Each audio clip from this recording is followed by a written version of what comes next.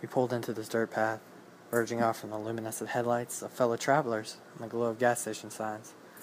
As we began to enter this world, unknown to most of us, the ride-in had been filled with laughter and music as we blasted the radio and talked about the insanity of what we were about to do.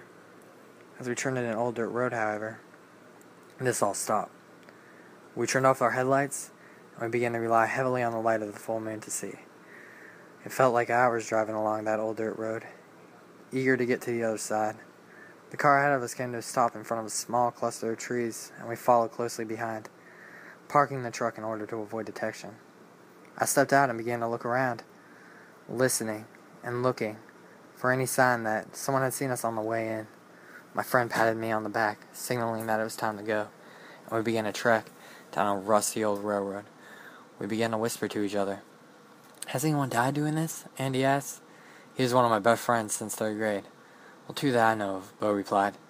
Bo had been the one to tell us of this place, and the one we were looking to for guidance. "One of them drowned, and the other jumped on a water moccasin." I was shocked. He jumped on a moccasin. I asked, hardly believing that this was information that seemed to slip Bo's mind. "Well, it was more of a nest," he responded. Quickly my heart began to pound as I thought of snakes sliding over top of me, secreting venom into my blood. We finally came upon a collapsed gate covered with brush and vine that seemed to have taken over as the years went by. It almost seemed like it was beckoning us to sneak past. So that's what we did. And on the other side, I was amazed to find a quarry. The size, it was incredible, resembling that of a large lake. It had filled with water over the years, and had become a prime spot for adventurous, trouble-seeking teens such as ourselves. I took in the moon, and I took in the stars, shining down on the water, reflecting it back in almost a hypnotic way. There seemed to be no civilization anywhere, besides one house on the other side of the river. Bo had said this was the owner of the quarry, and the man that we trying so hard to avoid. I snapped back into reality, as me and my friends readied ourselves to jump off the ledge. Bo had said it was 40 to 50 feet, but it was so dark that we could not see the water, let alone any of the rocks that may be sticking up from out of it. I remember Bo looking up and asking, "Who's first?" Everyone stepped back. I was too busy staring at the house in the distance to notice, making me the automatic volunteer. "Alright," I said, trying not to show fear. "I just jump off?" Bo picked up a flashlight and gave it to Andy, telling him to point it at the water. "Aim for that," he said.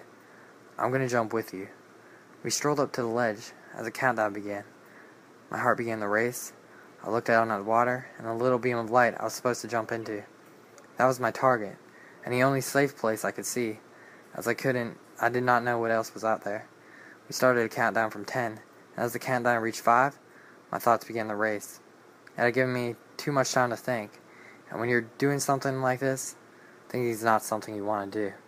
"Oh yeah, there's a crane somewhere under there, so try not to hit it," Bo quickly stated. Yet another piece of information that seemed to slip Bo's mind. It made me wonder what else was down there. I heard 3, and I couldn't take it anymore. If I had thought any more about it, common sense would have got the best of me. So I jumped. It was kind of an uncontrolled thing, but as I lifted up from the ground, I remember thinking that there was no going back. And whatever happened, well, it happened. It was no longer anything I could control. It felt weird, almost as if I was allowing the world to decide my fate. So I relaxed, and I felt the world slide across my face as I picked up speed, plummeting back down to earth.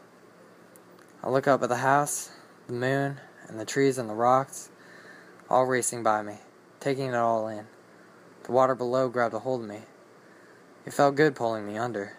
Thank God, I remember thinking. No moccasins. I was still underwater when I heard another splash beside me. It was Bo. He had jumped right after I did, so he floated back up and took a deep breath of the night air, laughing as we swam back to the cliff wall. We began to scale it, as it was the only way to get back up. And as we climbed, we found words left by someone who came before us. It read, "Freedom Quarry." We all found this a fitting name for the place, isolated from the world so much that it almost became a world of its own.